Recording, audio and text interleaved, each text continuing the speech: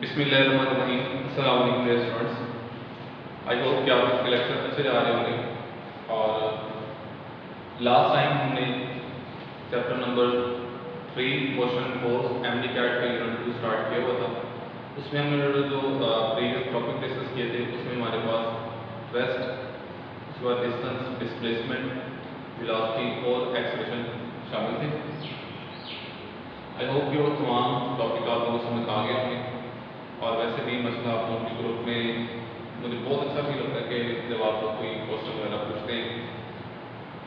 आज हमारे पास जो टॉपिक है वो है graph.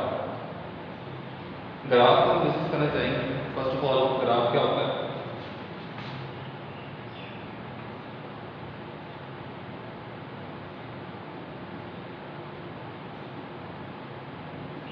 Representing the relationship between two or more quantities। Graph जो है वो दो या दो से ज़्यादा क्वांटिटीज का रिलेशन बताता है। और इसमें एक बड़ी इंपॉर्टेंट चीज़ है हमारे पास slope.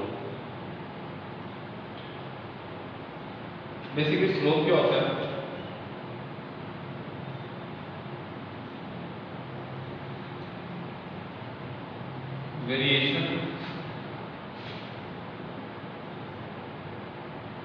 Variation in one value with respect to another। जैसे कि आप स्लोप को m से नोट करते हैं, change in y with respect to change in x। y में जो चेंज आ रहा है x के लिहाज से उसको हम जो है स्लोप बोलते हैं। इसमें स्लोप जो है वो tan थीटा के इक्वल भी होता है, ये बात भी आपने याद रखनी है। और यहाँ पे tan थीटा का आपको वैल्यूज याद रखना बड़ा इंपॉर्टेंट है। tan 0 डिग्री पे कितना होता है, 30 डिग्री पे कितना होता है, 45 पे कितना होता है, 60 पे कितना होता है और 90 डिग्री पे कितना होता है। तो tan 0 डिग्री पे 0 होता है, 30 पे 1/√3 होता है, 45 पे 1 होता है और 60 पे √3 होता है, 90 पे इंफिनिटी होता है। अगर मैं आपसे यहाँ पूछूं कि tan थीटा की वैल्यू जैसे जैसे एंगल की वैल्यू बढ़ रही है तो tan थीटा की वैल्यू पे क्या इफेक्ट पड़ रहा है, ये बड़ी इंपॉर्टेंट बात है कि यहाँ पे tan थीटा की वैल्यू पे क्या इफेक्ट पड़ रहा है। तो tan थीटा की value with the increase in angle बढ़ रही है। और अगर आप रिवर्स बैक आए, जैसे जैसे एंगल छोटा हो रहा है tan थीटा की वैल्यू छोटी हो रही है। इससे आप एक रिजल्ट निकाल सकते हैं कि tan इज value, tan value it's mean tan value is directly proportional to theta.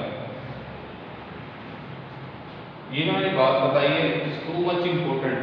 अगर आप इनकी टाइप से क्वेश्चन सॉल्व करना चाहते हैं, कोई भी ग्राफ का क्वेश्चन सॉल्व करना चाहते हैं विद इन सेकेंड्स, तो ये बात आपको जब अच्छी तरह समझ आ जानी चाहिए।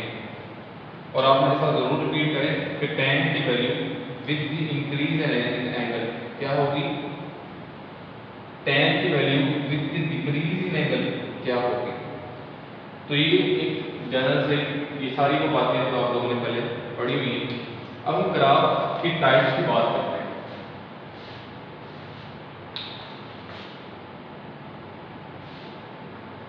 This is X axis and this is Y axis.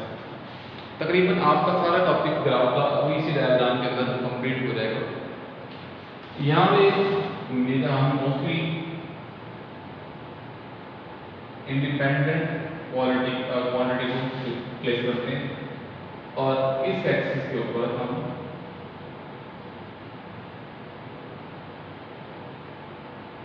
Dependent quantity को प्लेस करते हैं।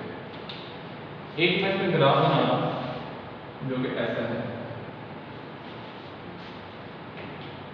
It is first graph। अगर आप इसको देखें, इसे स्ट्रेट लाइन और इस पे कंडीशन भी लगेगी, this is parallel to X axis. इसका अगर एंगल देखें, एक्स एक्सिस का एंगल कितना होता है 0 डिग्री, तो इसका जो एंगल होगा थीटा 1 कितना होगा 0 डिग्री। दूसरा ग्राफ देखिए, ये straight line and increasing for both X and Y. अगर आप इसका थीटा देखेंगे, इसका थीटा आप किसी भी पॉइंट पे देखें, इस पॉइंट पे, इस पॉइंट पे, तमाम पे थीटा 2 कांस्टेंट। शायद ये बात आपको थोड़ी सी डिफिकल्ट लगे कि थीटा 2 कांस्टेंट कैसे है, वैल्यू तो बढ़ रही है, थीटा कांस्टेंट कैसे है। देखिए आप कहीं पे भी किसी भी पॉइंट पे एक्स एक्सिस और वाई एक्सिस ड्रॉ करके देखें, हमेशा जहां जितना अगर यहाँ पे 45 डिग्री बन रहा है, यहाँ पे भी एंगल कितना बनेगा 45 डिग्री। आप यहाँ पे ड्रॉ करके देखें, यहाँ पे एंगल कितना बनेगा 45 डिग्री। तो इस लाइन के ऊपर हर जगह पे एंगल की वैल्यू जो है सेम है, कांस्टेंट है। नेक्स्ट हम एक और ग्राफ डिस्कस करते हैं।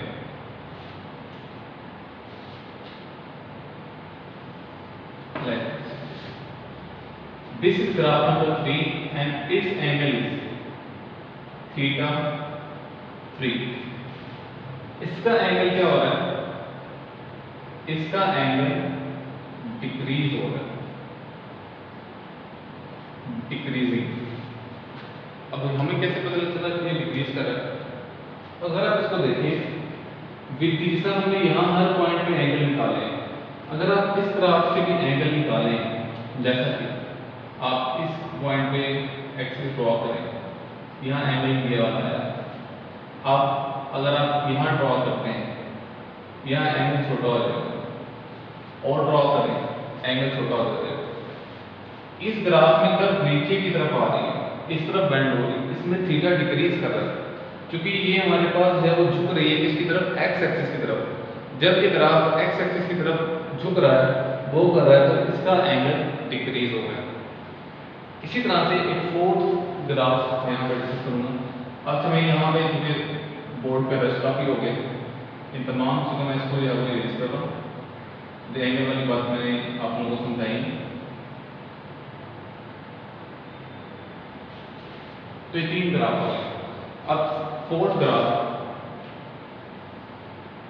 इसका एंगल थीटा 4 बनता है, ये वाला थीटा 4, और ये कर रहा है with the passage of time increasing.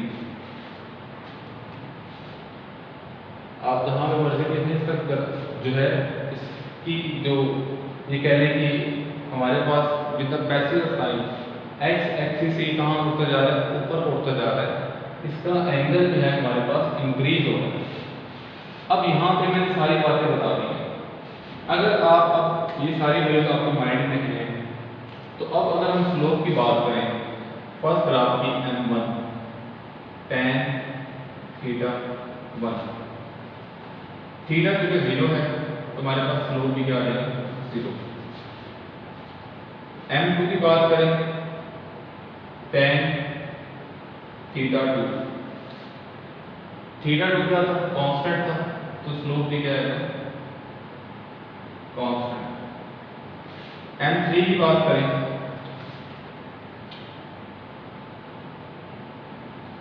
tan theta 3, theta 3 decrease हो रहा है, और यहां मैंने आपको बात बताई थी जैसे जैसे थीटा की वैल्यू डिक्रीज होगी, tan की वैल्यू क्या होगी डिक्रीज, tan की वैल्यू डिक्रीज होगी तो स्लोप की वैल्यू क्या होगी डिक्रीज होगी। 4m4 tan थीटा 4, थीटा 4 हमारे पास इंक्रीज हो रहा है, और मैंने भी आपको बात समझाई है कि जैसे जैसे एंगल बढ़ेगा हमारे पास tan थीटा की वैल्यू भी बढ़ेगी, तो इट्स मीन कि स्लोप भी क्या होगा इंक्रीज करेगा। तो स्टूडेंट्स ये कुछ बातें हैं जो आप लोगों ने याद रखनी है। यहाँ पे एक और केस भी है जो कि मैंने यहाँ पे डिस्कस नहीं किया क्योंकि हमारे पास वो प्रैक्टिकली पॉसिबल नहीं है। अगर कुछ एक ग्राफ स्ट्रेट लाइन हो और पैरेलल हो वाई एक्सिस पे, तो यहाँ पे इसका एंगल जो है वो बनेगा 90 डिग्री और इसका tan 90 कितना होगा, इंफिनिटी। यानी कि कोई भी ऑब्जेक्ट अगर हम dt ग्राफ डिस्कस कर रहे हैं या फिर हम जो है वो एक्सेलरेशन और टाइम ग्राफ या वेलोसिटी ग्राफ कर रहे हैं, तो इस केस के अंदर उसकी वैल्यू वेलोसिटी की, एक्सेलरेशन की क्या आ जाएगी, इंफिनिट आ जाएगी। तो ये सारी चीज़ें आप लोगों को मैंने बता दी कि ये स्लोप और ये ग्राफ, वैसे ही मैंने बताया कि प्रैक्टिकली इतना पॉसिबल नहीं होता। आप मोस्टली हमारे पास सिलेबस में इस तरह ग्राफ आते हैं M1, M2, M3, M4, जो जैसे मैंने ड्राइव किए आपको सारे पता होने चाहिए। नेक्स्ट देखें आप,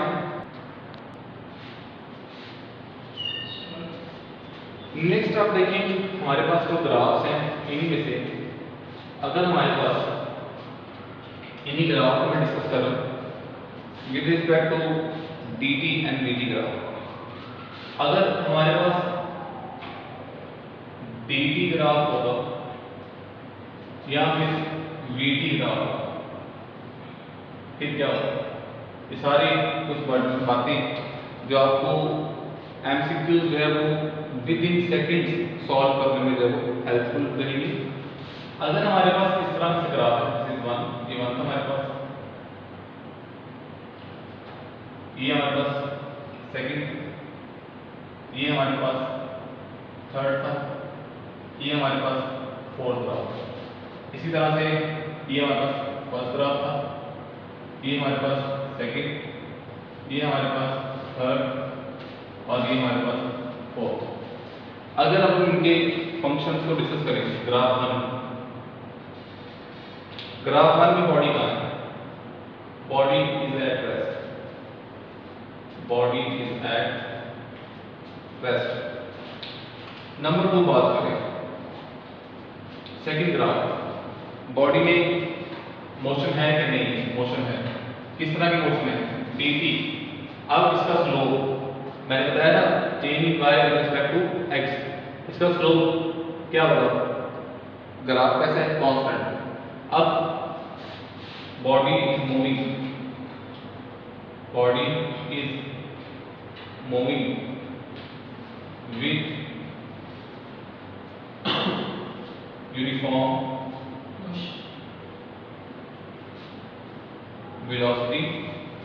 अगर ये डिस्प्लेसमेंट टाइम ग्राफ होगा तो वेलोसिटी आ जाएगी, और अगर डिस्टेंस टाइम ग्राफ होगा तो फिर स्पीड आ जाएगी। नंबर 3, इसमें ग्राफ नीचे की तरफ आ रहा है। जब ग्राफ नीचे की तरफ आ रहा है मतलब डिस्प्लेसमेंट जो है वो नेगेटिव की तरफ आना स्टार्ट हो गया, मतलब यहाँ से ग्राफ गो कर रहा है, जैसा बॉल हम अपवर्ड थ्रो करते हैं, इसमें वेलोसिटी डिक्रीज हो रही है। अब मैं यहाँ पे velocity is decreasing. Fourth graph की बात करें, ग्राफ ऊपर को जा रहा है, स्लोप इंक्रीज होगा, तो वेलोसिटी भी क्या होगी, वेलोसिटी इज इंक्रीजिंग। नेक्स्ट हम बात करें इसी की, तो स्टूडेंट्स सारी जो बातें हैं एक्सेलरेशन वाली, क्योंकि हमारे पास इस ग्राफ का स्लोप जो होगा वो होगा m is equal to del v over del v। अब यहाँ पे अगर फर्स्ट ग्राफ को देखेंगे आप, तो first graph, second, third, fourth, first graph है वो यूनिफॉर्म वेलोसिटी का, यूनिफॉर्म वेलोसिटी का। दूसरा ग्राफ यूनिफॉर्म एक्सेलरेशन का है, यूनिफॉर्म एक्सेलरेशन। तीसरा ग्राफ रिटार्डेशन का है, decreasing acceleration. Fourth graph increasing acceleration का, इंक्रीजिंग एक्सेलरेशन। तो स्टूडेंट्स अगर हम यहीं पे एमसीक्यू डिस्कस करना चाहें कि इनमें से कौन सा ग्राफ एक्सेलरेटेड मोशन का है, which graph represents accelerated motion, कौन सा ग्राफ एक्सेलरेटेड मोशन का है। तो हमारे पास वो ग्राफ जिसमें एक्सेलरेशन है with the passive time bird है तो एक्सेलरेटेड मोशन का होगा। So the correct option is graph number 4, this is, ये ग्राफ एक्सेलरेटेड मोशन का है। इस तरह से अगर हमसे पूछा जाए बताएं कौन सा ग्राफ यूनिफॉर्म मोशन का है, हमारे पास यहाँ पर देखिए यूनिफॉर्म एक्सेलरेशन है, इट्स मीन कि उसके ऊपर एक कांस्टेंट फोर्स लग रही है। यूनिफॉर्म एक्सेलरेशन का मतलब है body is subjected to a constant force, तो उसमें ग्राफ हमारे पास कौन सा बन जाएगा, सेकंड बन जाएगा। यहां से एक और चीज भी आपको पता होना चाहिए कि इसका एरिया अंडर ग्राफ नोट कर लिया, note area under VT graph क्या देगा, या एमसीक्यू कर लिया हमने, एरिया अंडर वीटी ग्राफ क्या देगा, जारी बात है डिस्टेंस कवर्ड देगा, सिंपल आपकी बुक में गिवन है डिस्टेंस कवर्ड, और ये आपके पास एग्जांपल 3.1 भी है और न्यूमेरिकल 3.2 भी है।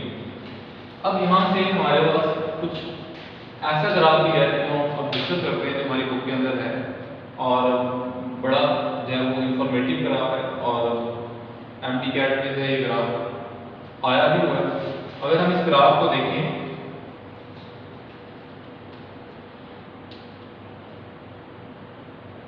कर तो यार एक बड़े इंपॉर्टेंट ग्राफ हमारे पास बुक में दिया हुआ है, बॉल फ्रॉम अपवर्ड, जब एक बॉल ऊपर फेंकते हैं उसका अगर आप डिस्प्लेसमेंट टाइम ग्राफ देखेंगे तो हमारे पास इसका डिस्प्लेसमेंट टाइम ग्राफ जो बुक में दिया हुआ है, स्टेट आपने जो पाथ बनाया like this is its path, ये इसका डिस्प्लेसमेंट टाइम ग्राफ।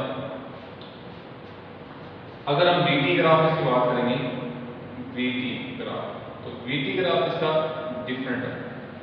देखें इसमें क्या होता है, जब हमने यहाँ बॉडी फेंकी थ्रो किया तो यहाँ पे वी जो है वो स्टार्ट में वी जो है वो मैक्सिमम होगा और यहाँ पे वी जो है वो मिनिमम और जीरो होगा, मिनिमम और जीरो, अगर हम बिल्कुल स्ट्रेट रखते हैं। So now in this case velocity यहाँ पे जब टाइम स्टार्ट हुआ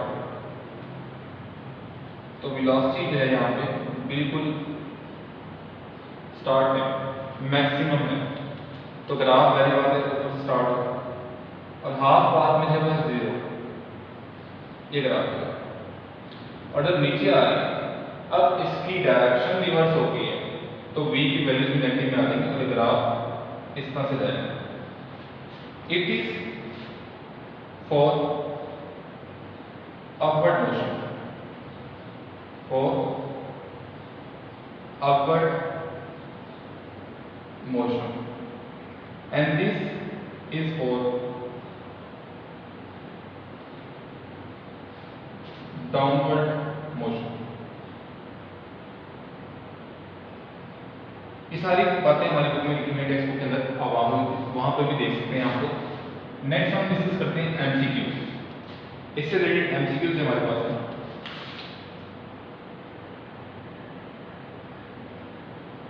पहला एमसीक्यू हमारे पास ग्राफ में है,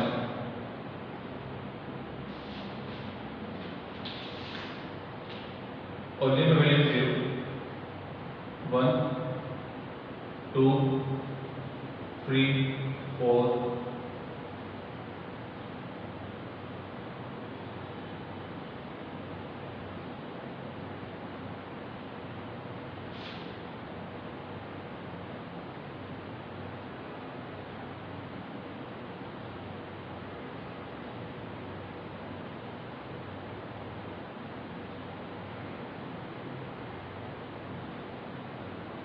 ये हमारे पास एक ग्राफ है। ग्राफ कौन सा हमारे पास? ये आप कह सकते हैं एडी ग्राफ। इसमें हमारे पास गिवन ये है कि एक बॉडी ने जो है लेट से स्टार्ट किया, मोशन स्टार्ट किया। इस वक्त जो है इसका ग्राफ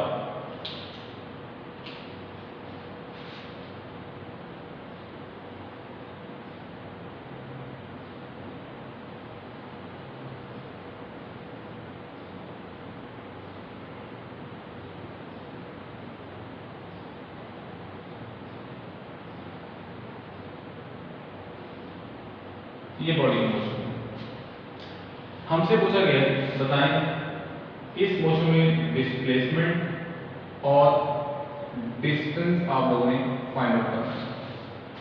अभी हमने पढ़ा था कि एरिया अंडर द ग्राफ, एक मिनट ये बीटी ग्राफ, अदरवाइज इसका डिस्प्लेसमेंट या डिस्टेंस नहीं आएगा, इसका वेलोसिटी लाइन ग्राफ। ये इसका वेलोसिटी लाइन ग्राफ है, हमें बताना है डिस्टेंस, डिस्प्लेसमेंट और डिस्टेंस कवर्ड कितना है। अगर आप एरिया देखें फर्स्ट हाफ का, ये अब ऐसे क्वेश्चन होते हैं जो आपको एमसीक्यू जो आपकी पेपर शीट होती है आप उसी डायग्राम के अंदर सॉल्व करने चाहिए किस तरीके से है।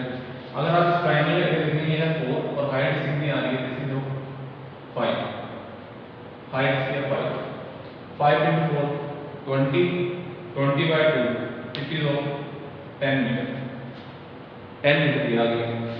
अब ये है 2 है यहाँ से 2 और ये यहाँ से 2, तो ये है 4 मीटर।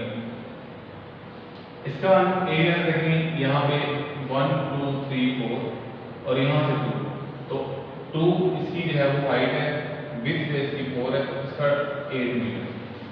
अगर आप इन तमाम को ऐड करेंगे तो आपके पास इसका डिस्टेंस आ जाएगा 10 + 4 14 + 8 22, तो डिस्टेंस स्टूडेंट्स का आ गया 22 मीटर। अगर आप इसके डिस्प्लेसमेंट की बात करें, डिस्प्लेसमेंट आपको पता नेगेटिव हो सकता है और जो हमारे पास नेगेटिव एक्सिस की तरफ शो हो रहा है वो है नेगेटिव।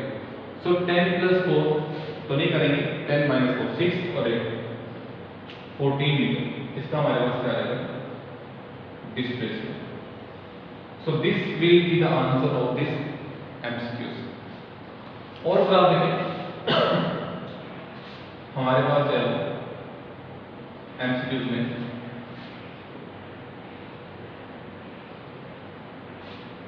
ये हमारे पास एक ग्राफ है,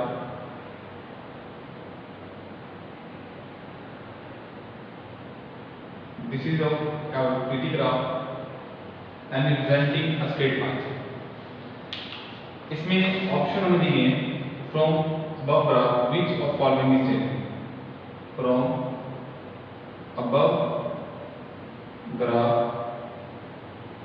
which one of following is changing. Alpha option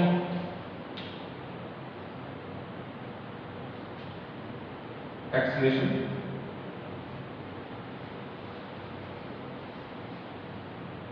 beta option velocity, delta option चौथी option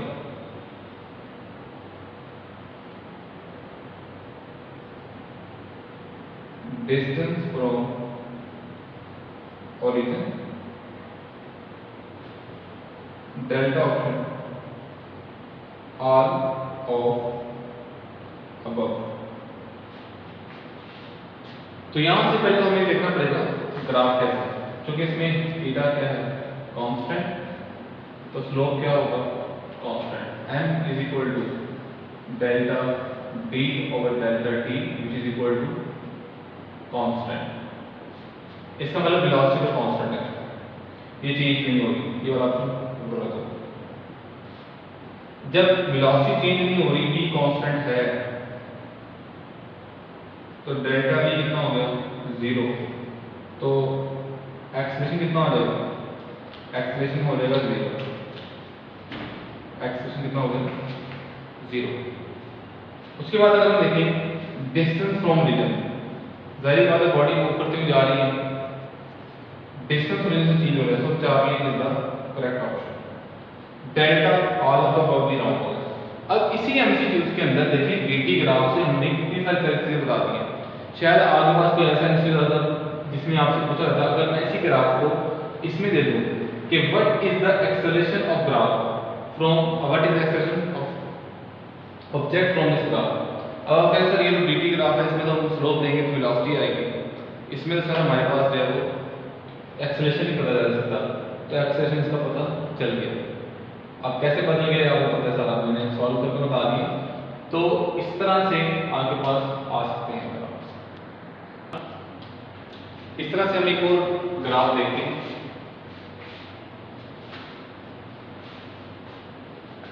एमसीक्यू हमारे पास है,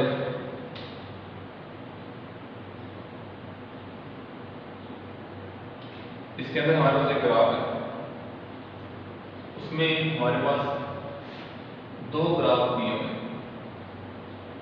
this is of graph A, it's angle of 30 degree with X axis, और ये हमारे पास distance sine graph, and second graph is B and it's angle is also 30 degree but from Y axis. इसमें graph में हमें कहा गया है बताएं speed of A ratio to speed of B क्या होगी। ऑप्शन है हमारे पास,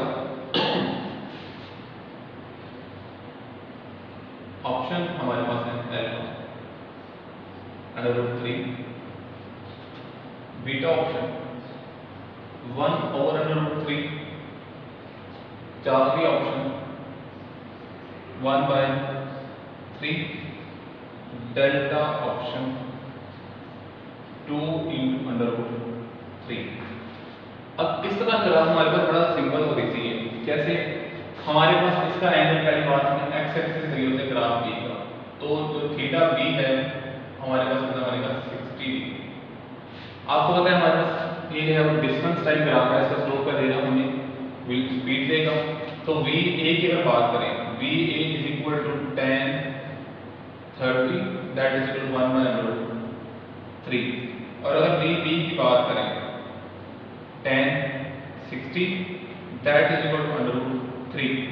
अगर हम इनको डिवाइड करें V A over V B 1/√3 over √3, तो ये √3 नीचे आएगा तो ये बनेगा 1/3।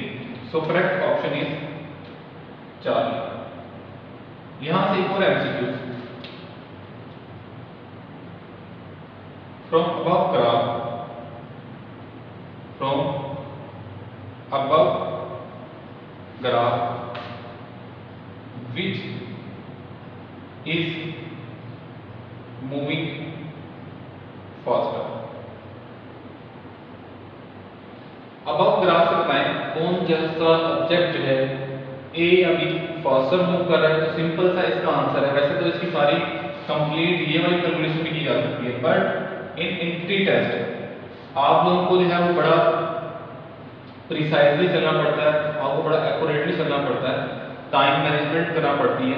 तो उसके वाले से देखिए जिसका एंगल ग्रेटर है, तो मैंने आपको बताया था tan की वैल्यू जो है वो directly proportional to theta.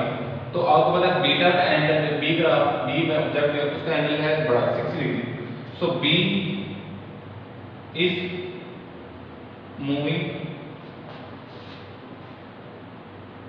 Faster than B. अच्छा यहाँ से एक और एमसीक्यू, अगर हमसे पूछा जाता, अगर हमसे हमें डायरेक्ट ये कह दिया जाए कि अगर हमारे पास वी ए जो है वो 5 मीटर पर सेकंड है, इस यहीं से एक और एमसीक्यू, अगर हमें ये कह दिया जाए कि इस ग्राफ से अगर वी ए जो है, अगर वी ए जो है हमारे पास 5 मीटर पर सेकंड है, देन वी बी क्या होगा। तो उस कंडीशन के अंदर स्टूडेंट्स फिर आपको ये वाली कैलकुलेशन करनी पड़ेगी, रेशियो लेनी पड़ेगी। यहाँ पे रेशियो में क्या है V A over B B is equal to 1/3। तो V a over vb is equal to 1 by 3. From this vb is equal to 3 va which is of 50 metre पर सेकेंड आंसर आ जाएगा। तो इस तरह से डिफरेंट फॉर्म में आपके पास जो क्वेश्चन आ सकते हैं। So this is all about the graph.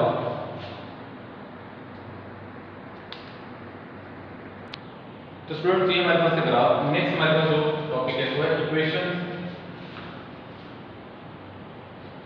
Of motion. Equation of motion, यहाँ पे मैंने आपसे लोगों से क्वेश्चन किया, बताइए इक्वेशन ऑफ मोशन जो किसने दी थी? आइजैक न्यूटन ने, गैलीलियो ने, बेंजामिन फ्रैंकलिन ने, या फिर लेंजेस ने? तो आंसर आप लोग बताएंगे कि इक्वेशन ऑफ मोशन किसने प्रोवाइड की है, आप ग्रुप में बता दीजिएगा। नेक्स्ट हमारे पास है इक्वेशन ऑफ मोशन। फर्स्ट हमारे पास Bf is equal to Vi plus AT। Second S is equal to VIT plus half AT square. 3 2AS VF square minus VI square. अगर कोई बॉडी है हम अपवर्ड फ्लो करें for body thrown upward,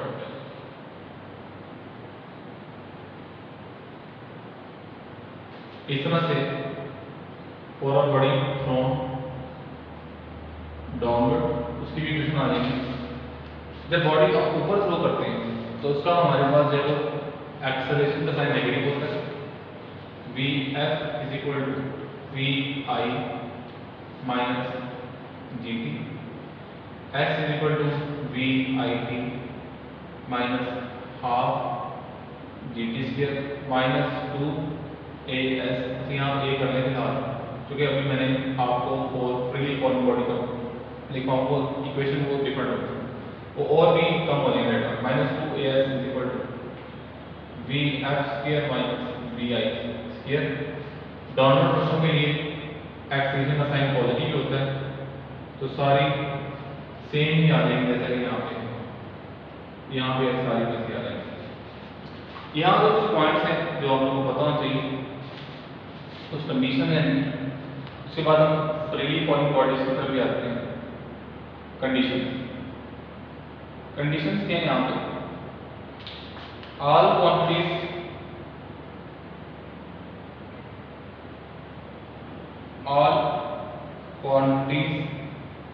taken are scalar. Number 2, initial velocity हमेशा हम positive लेंगे, यहाँ ये रेफरेंस है हमारे पास।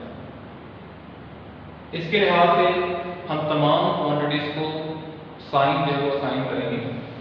नंबर 3, एक्सेलरेशन जो है वो कांस्टेंट होगा तमाम इक्वेशन अगर हमने अप्लाई करना है।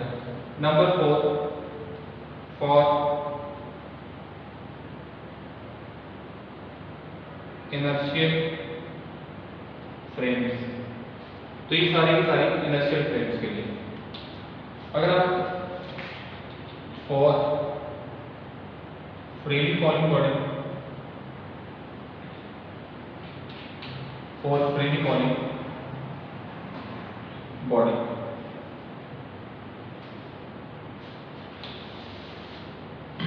यहाँ पे एक्सेलरेशन जो है वो इक्वल होता है इज इक्वल टू g, और इनिशियल वेलोसिटी आप लोग जो है वो 0 करते हैं। जब आप इनिशियल वेलोसिटी 0 करेंगे vi 0 हो जाएगा। v इज इक्वल टू पहली इक्वेशन बन जाएगी v is equal to gt। Second equation आपके पास बन जाएगी, यहाँ पे s vi 0, s is equal to half gt square. Number 3, 2gs is equal to v square. यहाँ से हम जो इन इक्वेशन से सारी चीजें निकाल सकते हैं, सारी वो रेडी करा। यहाँ से आप t is equal to v over g निकाल सकते हैं। क्योंकि कितना, अगर आप इससे पूछा जाए कि एक बॉल, इसमें से इतने सारे एमसीक्यूज बनते हैं जो स्टूडेंट्स कि आप लोगों को जो है बड़ा एक्टिव माइंड होकर ये क्वेश्चन सॉल्व करने पड़ेंगे। कोई बॉडी को, कोई बॉल बिल्डिंग से नीचे गिरी है, कोई बॉल हमने ऊपर फेंकी है, उसको वेलोसिटी कितनी दी है, आपको बड़ा एक्टिव माइंड से काम करना पड़ेगा। मैं बार बार ये बात बता रहा हूँ। यहाँ से हमारे पास t is equal to v over g, यहाँ से हमारे पास जो है, इसको मैं अगर मजीद g को 10 ले लूँ तो यहाँ से आपके पास इक्वेशन जो बन जाएगी वो बन जाएगी s is equal to, if g is equal to 10 metre per second square, तो फिर s is equal to t square 5t square. और अगर से हम यहीं से बात कर लें एक और रिलेशन, अगर g कांस्टेंट है तो डिस्टेंस का स्क्वायर ऑफ टाइम के साथ डायरेक्ट रिलेशन। अगर यहाँ से हम डिस्टेंस निकालना चाहते हैं, सॉरी टाइम निकालना चाहते हैं t, तो t कैसे आ जाएगा, under root s is height 2h by g। अगर आपके पास हाइट गिवन हो, v गिवन ना हो, g तो आपके पास ऑलरेडी गिवन है, अगर आपको हाइट गिवन हो, यहाँ पे v गिवन था, यहाँ पे हाइट गिवन था, तो ये सारे आप फार्मूला जो है डिफरेंट तरह से यूज कर सकते हैं। और अगर आप इसी को देखें तो ये आपके पास बन जाएगी, अगर आपने वेलोसिटी निकालनी है v is equal to under root 2gh, और ये क्वेश्चन बहुत जगह पे आपके पास यूज हुई है। तो इस तरह से हमारे पास जितने भी ball thrown upward, ball thrown downward के एमसीक्यूज आते हैं, वो सारे के सारे ये शॉर्ट फॉर्म में लिखे हुए हैं। तो आपने कौन सा फार्मूला कब यूज करना है वो डिपेंड करता है आपके पास एमसीक्यूज के अंदर डाटा गिवन क्या है। तो उसको हम डिस्कस करते हैं कि एमसीक्यूज की वजह से क्या क्या डाटा है यहाँ पे गिवन हो सकता है। यहाँ पे हमारे पास जो एक और फार्मूला जो यहाँ बड़ा इंपॉर्टेंट है, वो भी आपको फार्मूला हमारे पास 4n interval.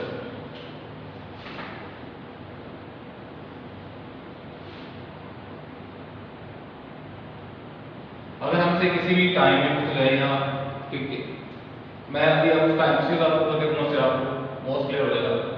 Sn is equal to g by 2n minus 1। ये फार्मूला आपको याद रखेंगे, अभी मैं सिर्फ एमसीक्यूज आपको करवाऊंगा, आपको उससे भी आइडिया हो जाएगा ये फार्मूला कहाँ कहाँ पे यूज करना है। अब हमारे पास यहाँ पे हम सारे एमसीक्यूज यहाँ पर सॉल्व करते हैं, जो मैंने आपको फार्मूला लिखवाने में। First MCQ, a ball thrown upward,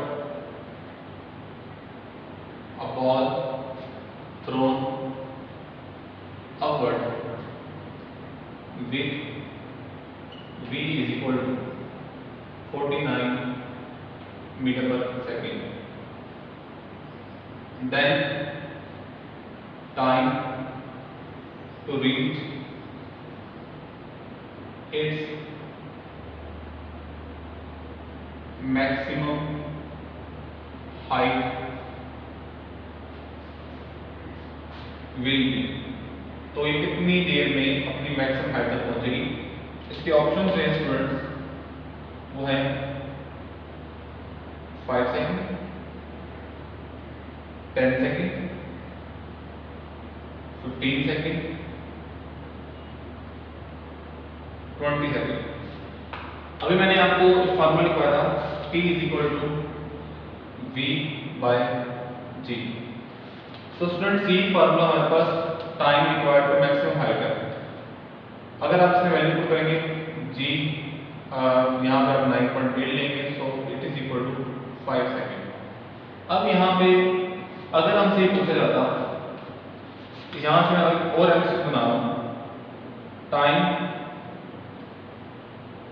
to complete its path,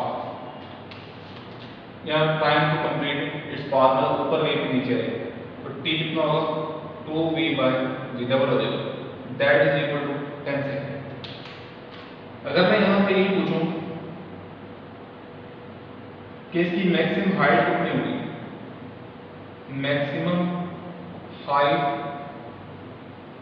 attain, ठीक फॉर्मूला आपको याद है, हमारे पास था h is equal to V square by 2g। अब यहाँ पे वी स्क्वायर आपके पास 49 स्क्वायर ओवर 2 मल्टीप्लाई बाय 9.8। आप इसको सॉल्व करें, आपके पास यहाँ पे हाइट आ जाएगा। So this is one MCQ. Second one MCQ से मैंने आपको डिफरेंट 3 पैटर्न्स दिखा दिए। उसके बाद जो है एमसीक्यूज,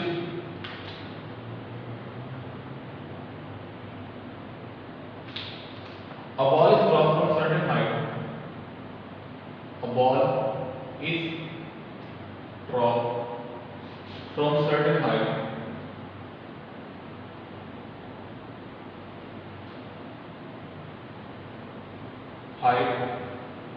then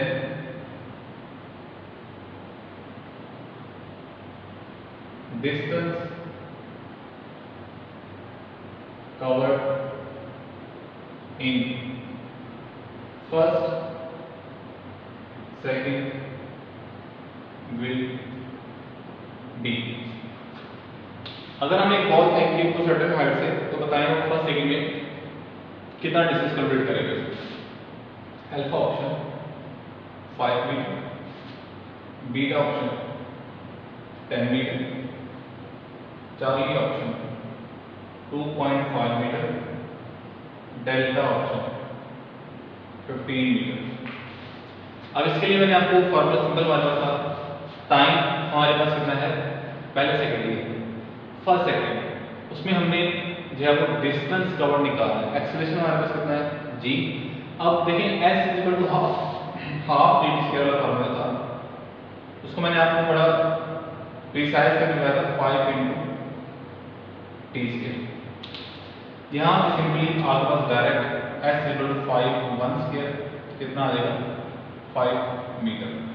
तो पहले सेकंड में इतना डिस्टेंस कवर हुआ। अब यहाँ पे स्टूडेंट्स में बहुत सारे एमसीक्यूज एक ही स्टेटमेंट से सॉल्व करने जा रहा हूँ। आप लोगों ने बड़ा अटेंटिव होकर अभी सारा एमसीक्यूज देखना है। अगर हमसे पूछा जाता कि बताएं 2 सेकंड में कितना होगा, s is equal to 5 into 2 square which is equal to 20 metre. s is equal to 3 के लिए कितना आ जाएगा 3 स्क्वायर 9 5 45 मीटर। इस तरह से 100 माना चलते रहे। ये तो आपके पास कितना टाइम आ गया। अब अगर बात को गौर से सुनना है और समझना है, ये हमारे पास एक टावर है, लेकिन से यहां से बॉल ड्रॉप की गई, यहां से बॉल को फेंका गया, एक पर्सन यहां पे खड़ा हुआ पूरे, ये तो पर्सन खुद ही करने वाला है। हाँ अब ठीक है, इसने एक बॉल फेंकी। मैं बार बार कह रहा हूँ आपकी टेंशन बड़ी इंपॉर्टेंट है इस डायग्राम के अंदर। इसने बॉल फेंकी यहाँ, फर्स्ट सेकंड में इसने कवर किया ये 5 मीटर। किस सेकंड में, t is equal to 1 second. 2 second में टोटल कितना कवर किया, टोटल 2 सेकंड में कितना कवर किया, ये सारा यहां से लेके यहां तक कवर किया, कितना 20 मीटर। ये सारा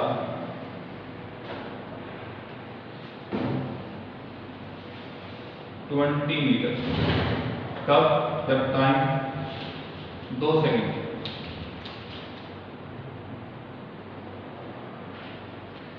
फिर हुआ 3 सेकंड,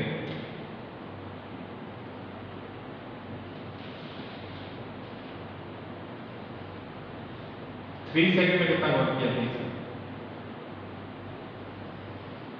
ये सारा। डिस्टेंस कितना हो गया 45 मीटर। टाइम टोटल कितना हो गया 3 सेकंड।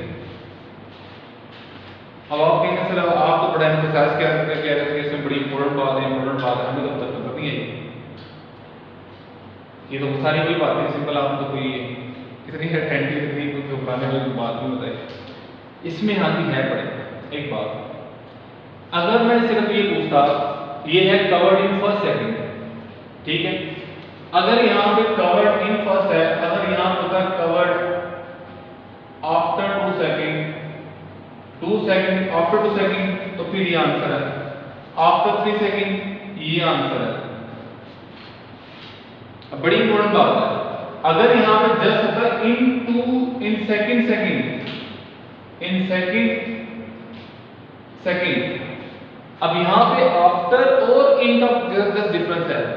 अगर हम जब बात करें कि सेकंड के अंदर कितना डिस्टेंस कवर हुआ, तो सेकंड के अंदर आप बताएं 5 तो पहले कवर हो चुका है, 5 पहले कवर हो चुका है, और अब विद इन सेकंड कितना हुआ है, 5 तो ये ऊपर था 20 माइनस 5 15। इसको देखें, इतना पहले कवर हो चुका है 5 एंड ये सारा 5 और ये 15 20 45 माइनस 20 तो कितना आएगा 25। अब यहाँ पे मैं एमसीक्यूज की स्टेटमेंट यहाँ पे राइट कर रहा हूँ, इसी डायग्राम को कोड कर रहा हूँ। अब इसी में से एक एमसीक्यू इसी डायग्राम से, और ये वाला जो फॉर्मूला लिखा होता है s = g/2 2n - 1, इसका भी यूज आपको पता चल जाएगा। अब यहाँ पे MCQ, a ball is dropped from a tower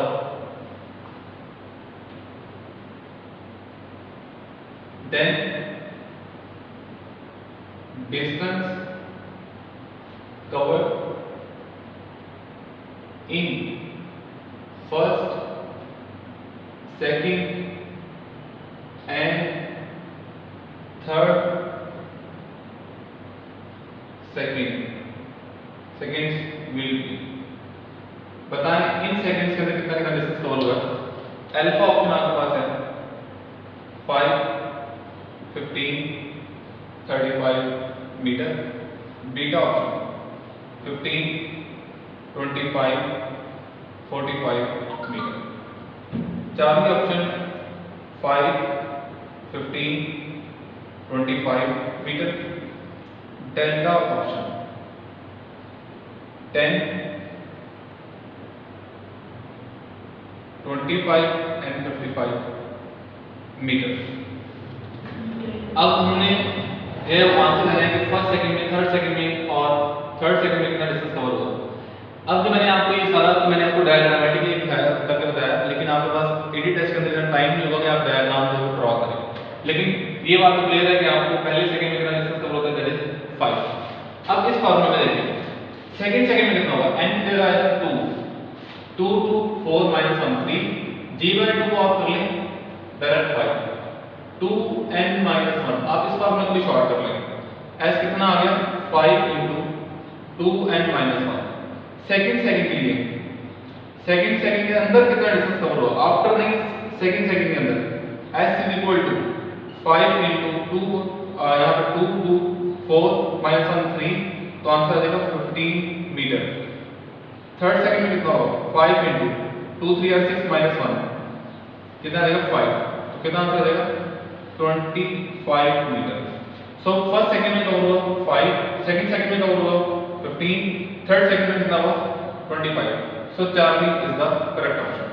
इसी तरह से अगर आपसे ये कहा जाए यहाँ पे a ball is dropped from a tower then distance covered in first second then the ratio of distance, अब यहाँ पे रेशियो ऑफ डिस्टेंस पे कर देता है, मतलब पहले सेकंड की s1 divided by s2 divided by s3 divided by s4 divided by s5 up to so on, तो इनकी रेशियो 5 और 15 1:3, तमाम को 5 से डिवाइड कर दें 1:3 5 7 9 अप टू सो ऑन, ये भी एमसीक्यूज है।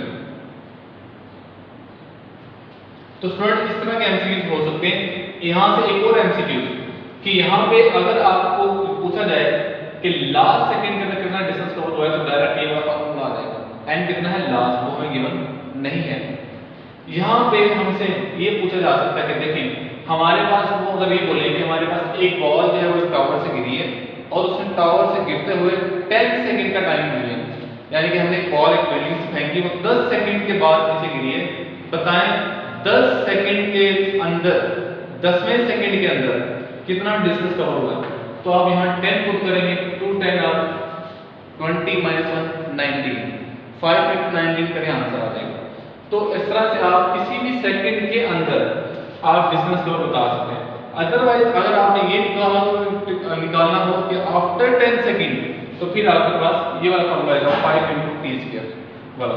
सो स्टूडेंट्स यहाँ पे हमने एक बात याद रखें, g की वैल्यू मैंने यहाँ जो है वो एग्जैक्टली 10 यूज की है, क्योंकि आप MT-CAT के स्टूडेंट हैं, E-CAT के नहीं है, तो मोस्टली यहाँ पे जो कैलकुलेशन आती है वो इजी आती है। लेकिन आपने अगर आपके पास वैल्यूज पॉइंट्स के अंदर हो तो फिर आपने 9.8 वाली वैल्यू से भी आपको करना आना चाहिए। एक और एमसीक्यू यहाँ पे कि बॉल यहाँ से फेंकी गई, आपके पास बॉल है वो 5 सेकंड बाद ग्राउंड को टच करती है, आपने बताना है टोटल हाइट कितनी है। तो वो भी ज़्यादा बात सिंपल आप यहाँ से निकाल सकते हैं height of the tower. So students इससे बहुत सारे और क्वेश्चन हो सकते हैं। फिलहाल जितने पॉसिबल हमारे पास शॉर्ट टाइम हो सकते हैं, मैंने सारे कॉन्सेप्ट जो कवर कर दिए जो मैंने आपको इक्वेशन बताई हैं।